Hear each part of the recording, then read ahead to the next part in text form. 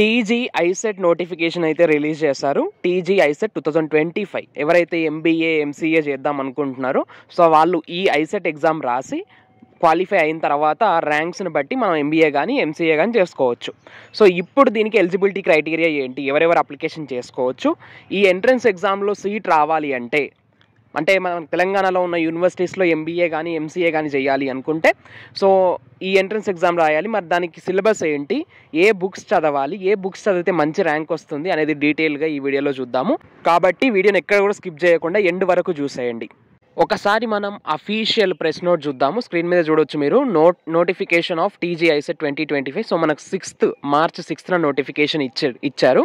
So commencement of registration. So మనం registration ఎప్పటి నుంచి చేసుకోవచ్చు అంటే 10th మార్చ్ 10th నుండి అప్లికేషన్ చేసుకోవచ్చు. Last date for registration so May 3rd is the last date for registration అన్నమాట. అండ్ ఇక్కడ అప్లికేషన్ ఫీ, రిజిస్ట్రేషన్ ఫీ చూసినట్లయితే 550 rupees for SC ST and differently abled candidates and 750 rupees for general candidates. So ఇది application fee.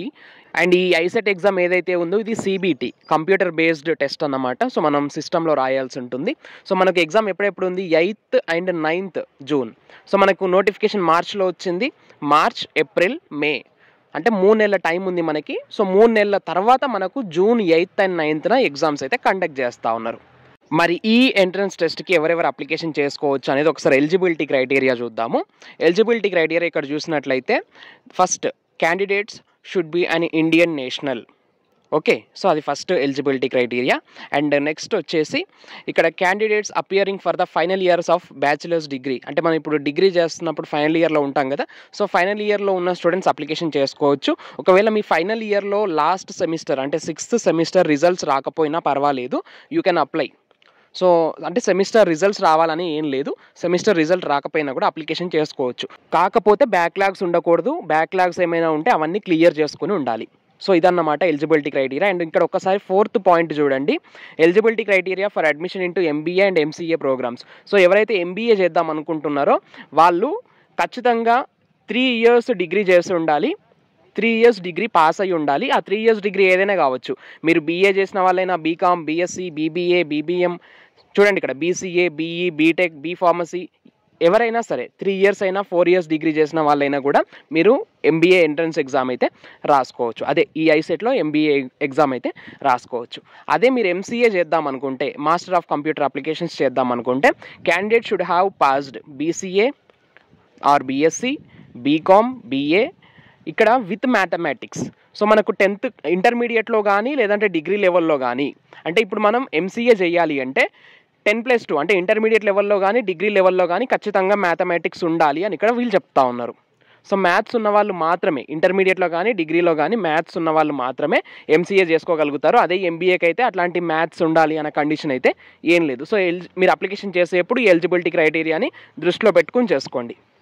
ఇక్కడ చూడండి, next the eligibility criteria for admission into MBA and MCA programs is 50% marks for unreserved and 45% marks for reserved. So మీరు డిగ్రీలో unreserved క్యాండిడేట్స్కి 50% marks రావాలి. అదే reserved candidates అయితే 45% marks డిగ్రీలో వచ్చి ఉండాలి. సో అలా అయితేనే మీరు ఎలిజిబుల్ క్యాండిడేట్స్ అన్నమాట. Okay, and the qualifying percentage of marks in entrance test.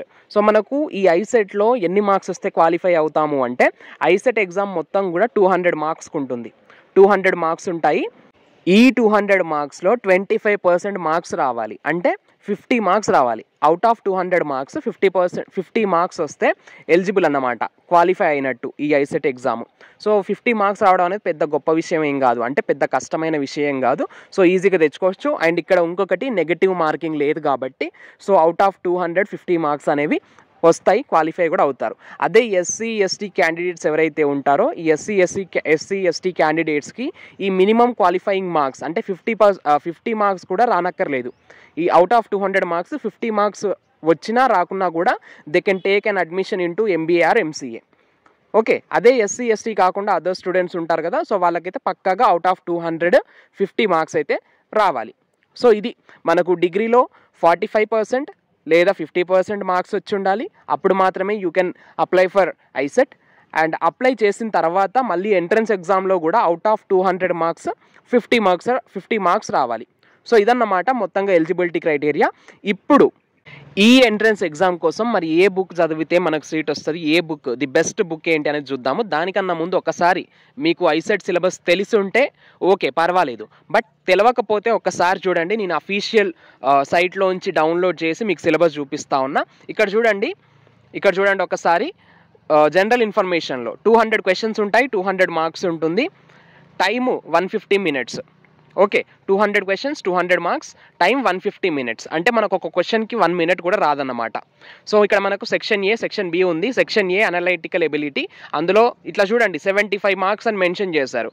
So ఈ 75 మార్క్స్ అని మెన్షన్ చేస్తే ఎక్కడెక్కడ ఏ సెక్షన్లోంచి ఎన్ని మార్క్స్ వస్తాయి, ఎన్ని క్వశ్చన్స్ వస్తాయి అని కూడా ఇక్కడ వీళ్ళు మెన్షన్ చేశారు. ఇప్పుడు మీరు చూస్తూ ఉన్నది సిలబస్ కాపీ అన్నమాట. సో ఇక్కడ ప్రాబ్లమ్ సాల్వింగ్ చూడండి, ఇందులో 55 క్వశ్చన్స్ అని అన్నారు, 55 మార్క్స్. సో 55 క్వశ్చన్స్ అంటే ఈ ప్రాబ్లమ్ సాల్వింగ్లోంచి మీరు కనుక పక్కాగా చదువుకుంటే మీకు 55 క్వశ్చన్స్ వస్తాయి.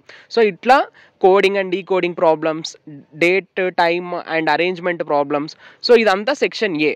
ఇప్పుడు సెక్షన్ బి చూడండి, మ్యాథమెటికల్ ఎబిలిటీ. ఇందులో కూడా 75 క్వశ్చన్స్. మళ్ళీ ఇందులో అర్థమెటికల్ ఎబిలిటీ, అంటే ఈ సెక్షన్లో మళ్ళీ మనకు టాపిక్స్ ఉన్నాయి. Arithmetical ability 35 questions, 35 marks. So ఇట్లా మీరు స్క్రీన్ మీద మొత్తం కూడా ఒకసారి సిలబస్ కాపీని చూసుకోండి. Algebraical and geometrical ability, statistical ability, mean, median, mode. And section C communication ability, 50 questions, 50 marks. So ఇక్కడ మనకు vocabulary, daily grammar, English, terminology ఇవన్నీ కూడా మనకు ఈ సెక్షన్ సిలో వస్తాయి. ఇందులో ఏ టాపిక్స్ ఉన్నాయి చూడండి, meanings, synonyms, antonyms, verbs, phrasal verbs and idioms, articles and prepositions, computer terminology, business terminology, comprehension. Maximum ఇక్కడ చూడండి ఇంగ్లీష్ మొత్తం కూడా బేసిక్ ఇంగ్లీష్ అయితే ఇక్కడ వీళ్ళు ఇంక్లూడ్ చేస్తారు. సో ఇది సిలబస్ మొత్తం కూడా. సో 3 సెక్షన్స్ ఉన్నాయి ఎగ్జామ్ మొత్తంలో, 200 marks, 200 questions, 150 minutes. So negative marking అయితే మనకు లేదు. సో ఇప్పుడు ఈ డిస్కస్ చేసిన సిలబస్ మొత్తం కూడా కవర్ అయ్యేట్టుగా ఏవైనా మంచి బుక్స్ ఉన్నాయా, ఉంటే ఆ బుక్స్ ఏంటి, వాటి కాస్ట్ ఎంత, అవి ఎక్కడ దొరుకుతాయి అనేది ఇప్పుడు మనం స్క్రీన్ మీద చూద్దాము. రైట్, ఒకసారి చూడండి. ఇక్కడ విజేత కాంపిటీషన్స్ అని పబ్లికేషన్స్ వాళ్ళు ఉన్నారు. సో వాళ్ళు ఐసెట్ ఎంట్రన్స్ ఎగ్జామ్కి సంబంధించి మీరు స్క్రీన్ మీద చూస్తూ ఉన్నారు కదా మెటీరియల్. సో వాళ్ళు పబ్లిష్ చేసిన మెటీరియల్ ఇది. అండ్ ఎంబీఏకి, ఎంసీఏకి రెండింటికి కూడా ఒకే మెటీరియల్, ఎందుకంటే సేమ్ సిలబస్ కాబట్టి. సో వాళ్ళు గైడ్ ప్రొవైడ్ చేస్తారు. అంటే ఫస్ట్ మొత్తం కూడా మ్యాటర్, నోట్స్ ఇస్తారు. ఈ బుక్లో, ఇప్పుడు మీరు స్క్రీన్ పైన చూస్తున్న బుక్లో మొత్తం కూడా సినాప్సిస్ ఇస్తారు, అంటే చదువుకోవడానికి మెటీరియల్, నోట్స్ అన్నమాట. సో మీరు మొత్తం చదువుకున్న తర్వాత మళ్ళీ మీకు ప్రాక్టీస్ చేసుకోవడానికి మోడల్ పేపర్స్ కూడా సపరేట్గా బుక్ అయితే ఉంది. అయితే ఈ గైడ్ ఏదైతే ఉందో, ఇప్పుడు మీరు స్క్రీన్ మీద చూస్తున్నది ఈ గైడ్ అరౌండ్ 450 రూపీస్, 500 రూపీస్ ఉంది. ఇప్పుడు మీరు స్క్రీన్ మీద చూస్తున్న ఈ మోడల్ పేపర్స్ బుక్ ఏదైతే ఉందో ఇది 450 రూపీస్ ఉంది.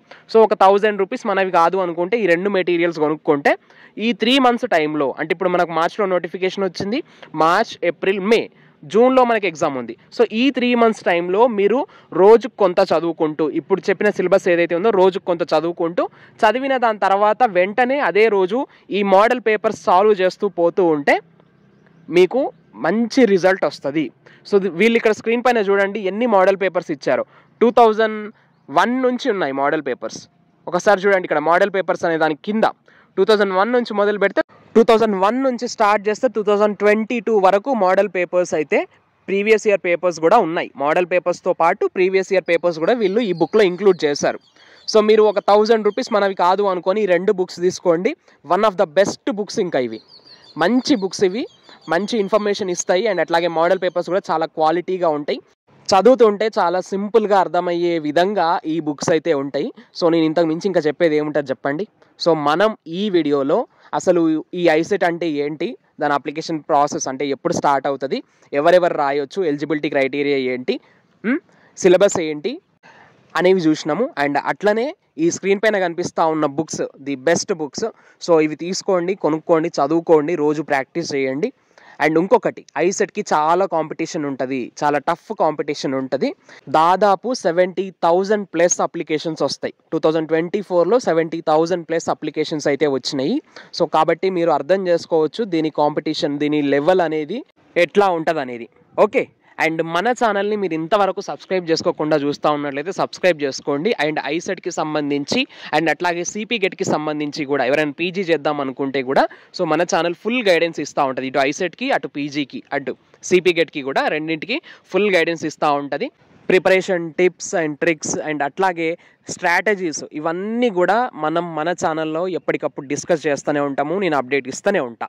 అండ్ ఇలాంటి మరిన్ని అప్డేట్స్ కోసం సబ్స్క్రైబ్ చేసుకోండి అబ్బా. Thanks for watching. Stay tune to our channel science feeds.